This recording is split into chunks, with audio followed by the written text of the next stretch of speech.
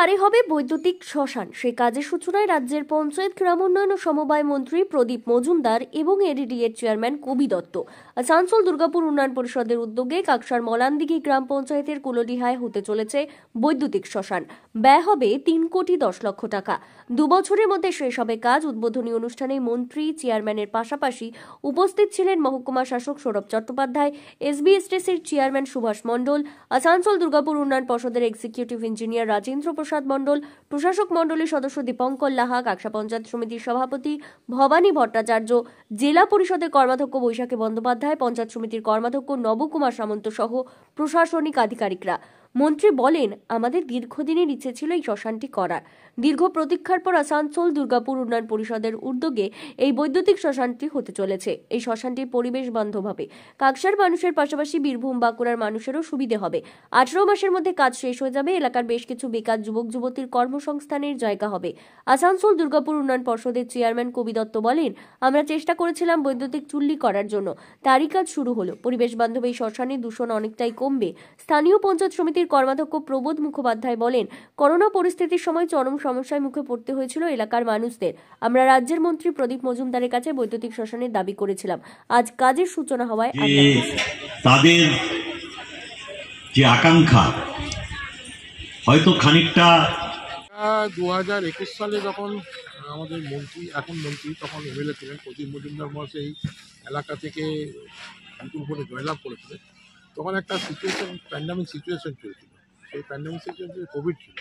সেই সময় বডি দাহ করা খুব একটা প্রবলেম ছিল, সেটা উনি অনুধাবন করেছিলেন। তাছাড়া আমাদের এলাকার একটা ডিমান্ডও ছিল, আমাদের এই এলাকায় কাঠের ব্যবস্থা নেই, জঙ্গলমহল এলাকা, কিন্তু গাছ কাটতে চায় না কেউ। এই সমস্যার জন্য প্রদীপবাবুর কাছে এলাকার মানুষ ডিমান্ড করেছিলেন এবং প্রদীপবাবু সেটা পিছনে লেগে থেকে আজকে সেই জায়গাটা আমরা ফল পেলাম। কতটা উপকৃত হবে এলাকার মানুষ? প্রচুর উপকৃত, শুধু আমাদের এলাকা না, এই এলাকার সারাউন্ডিং ধরুন দুর্গাপুরের রেজন, বিজন, সিজন, বীরভূম, এই এলাকার প্রচুর মানুষ এখানে উপকৃত হবে। এখন তো জঙ্গলমহলে তো কাঠের কোনো বন্দোবস্ত নেই, কয়লা নেই, তো মানুষ যাবে কোথায়? সুতরাং এটা হওয়াতে যে কত মানুষের কীভাবে উপকৃত হলো সেটা মানুষ যতক্ষণ না হচ্ছে ততক্ষণ বুঝতে পারবে না। এবং আমরা সেইটাকে, সেই ভবিষ্যৎটা চিন্তা করেই আমরা আরও প্রদীপবাবুকে জোর দিয়েছিলাম। এবং প্রদীপবাবু এক কথার মানুষ, উনি যেটা কথা দেন সে কথাটা রাখেন, প্রত্যেকটা কাজেই সেটা রেখেছেন। তো এই ক্ষেত্রে উনি আজকে সেই জায়গাটা রেখেছেন, ওনার বক্তব্যের মাধ্যমে সেটা প্রকাশ পেয়েছে। এবং মাননীয় মুখ্যমন্ত্রীকেও আমাদের অশেষ ধন্যবাদ, উনি আমাদের এই জায়গাটাকে চুজ করেছেন। এটা এলাকার মানুষ অত্যন্ত খুশি। ঠিক আছে, আপনার নামটা? প্রবোধ মুখার্জি, পূর্ত কর্মাধ্যক্ষ, কাকসা। 3,10,00,000 টাকার বেশি টাকা এটা মঞ্জুর হয়েছে। এই মঞ্চ থেকে কাজটা মানে 18 মাসের ভেতর শেষ হবে। তো এতে স্থানীয় মানুষদের একটা খুব দাবি বা আগ্রহ ছিল যাতে এখানে একটা অত্যাধুনিক চুল্লি হয়। এবং জায়গাটা এত সুন্দর, কুনুর নদীর ধারে, যদি ঠিক মতন পরিবেশ বান্ধব হিসেবে ভাবে যদি এটাকে তুলে নেওয়া যায়, তাহলে শুধু এই এলাকার নয়, পার্শ্ববর্তী অনেক এলাকায় উপকৃত হবে। এবং আমরা দেখব যাতে এটাকে যতটা পারা যায় কার্বন নিউট্রাল করে এই চুল্লিটা চালানো যায়, তাতে খরচও কম হয় এবং বিকল্প ব্যবস্থায় চালালে পরে অনেক কম দূষিত হয় আর কি।